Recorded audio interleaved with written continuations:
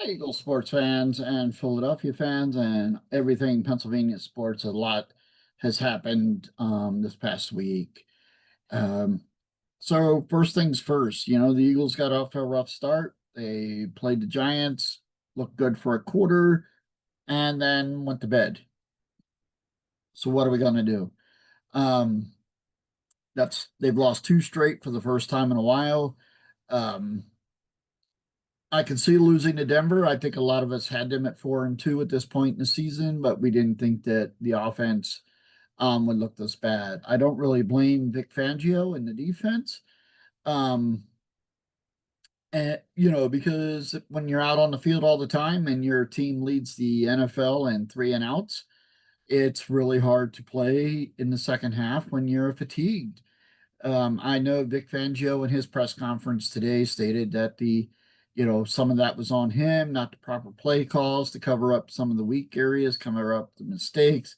But Vic, you know, you can't take responsibility for the offense's inequities. I saw the interview today with Jordan Mailata on WIP, and he's also talking about, the offensive line is to blame. They're not being efficient. The five of them aren't on the same page. Well, it's hard to be on the same page when, Landon's out, Lane's been in and out. We all knew Tyler Steen was a step back from Becton. Don't know how he saw the need to let Becton go. He signed for what would have been a reasonable contract with the Chargers. So I don't know about that. So that could have been a fix there, but I really think, with holes across the offensive line, I think that that's been affecting the Birds as well. The other thing that I've seen, is, the highlights have been atrocious. Hurts does not look like the Hurts of last season. We all wanted to brag that he was a top five quarterback and he should have been on everybody's at least top 10 list. He's not playing like it. He's been inconsistent. I think some of that is offensive line play. I think a lot of it is play calling. Sirianni needs to grow a pair, step up, and say, Patullo, you are not calling good games. You're not making good in-game adjustments. The route trees are pathetic. We don't see anything build off of anything. It's the same plays, same plays. They're kind of predictable. You don't see, you don't see a 10-yard out turn into a stop and go. You don't see, the route tree develop anywhere after that. That's hard for Hertz to complete. So there's a lot of problems with this team right now. Um, I don't see them having a good week against the Vikings this week. The Vikings have one of the best defenses in the league. They're giving up just under 20 points a game. The Eagle offense hasn't shown that they can score more than 20 points in a game. You know, I think it's going to be up to Vic whether or not he can rattle Carson Wentz and get the Eagles off to a good start and then maybe hold on to a lead. But we'll have to see. It's going to be a tough road to hoe this week. Um, the Vikings have a really good defense. They're tough to run on. They're tough to pass on. Excuse me.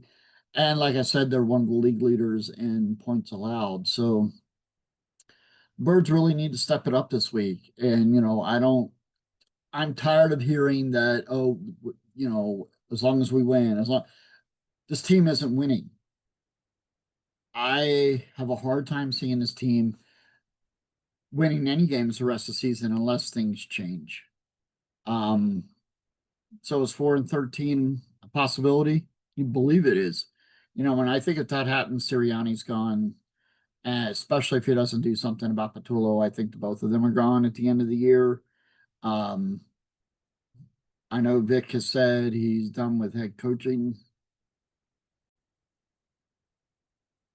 I know Vic said he's done with head coaching, but maybe he'd be a good interim for a little bit until the Eagles can figure out something on offense. I don't feel that it's right to fire a coach mid-season, but like with the Titans, weren't going anywhere, weren't showing any growth, weren't showing any development. Um, what we're seeing is, a repeat of 2023, win some games they shouldn't, and now the offense can't even get on the same page. I definitely think an offensive coordinator is needs to go out the door. And if Sirianni says if he goes, I go, fine, send him with him. Um, you know, I it's what happened down in Nashville.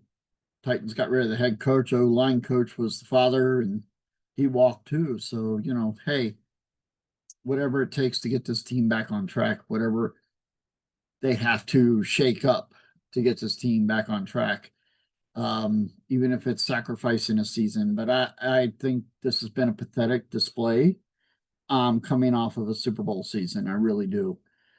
This team is better than this. They have played better than this. Um, the offense goes through Barkley. I don't know what the hell happened with the Giants game. Barkley rips off some runs. He's got almost 60 yards after his first 10 carries, and then he only carries twice the rest of the game. It's like, what the heck?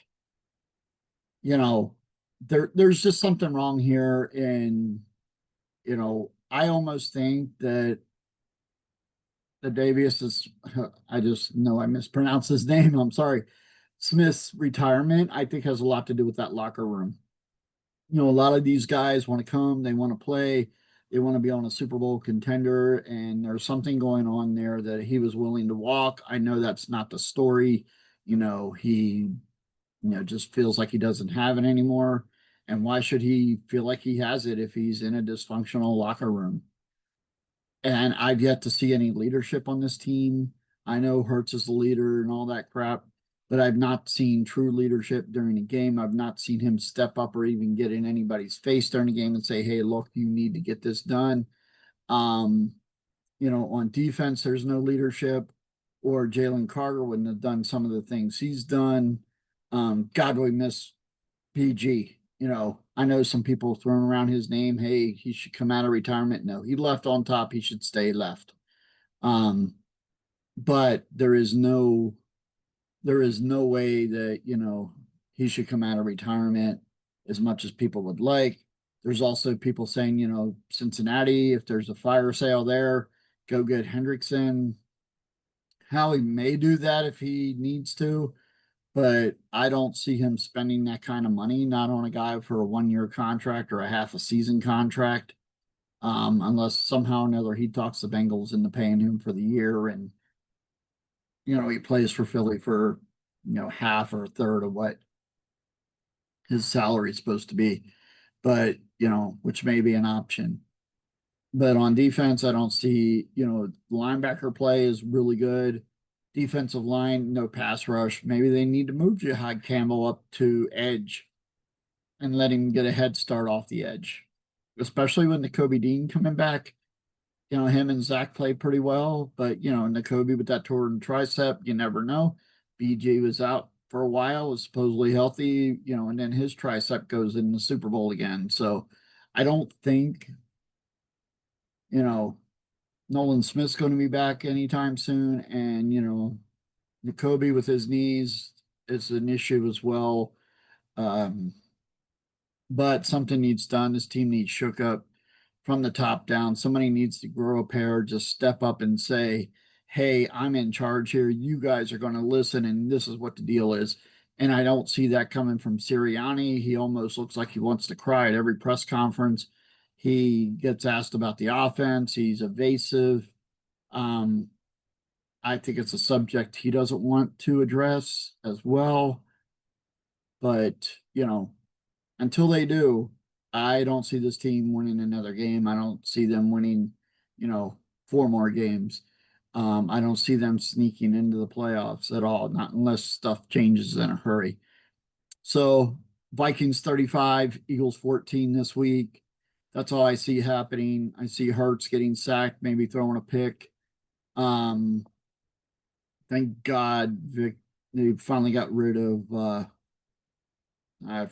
Ricks.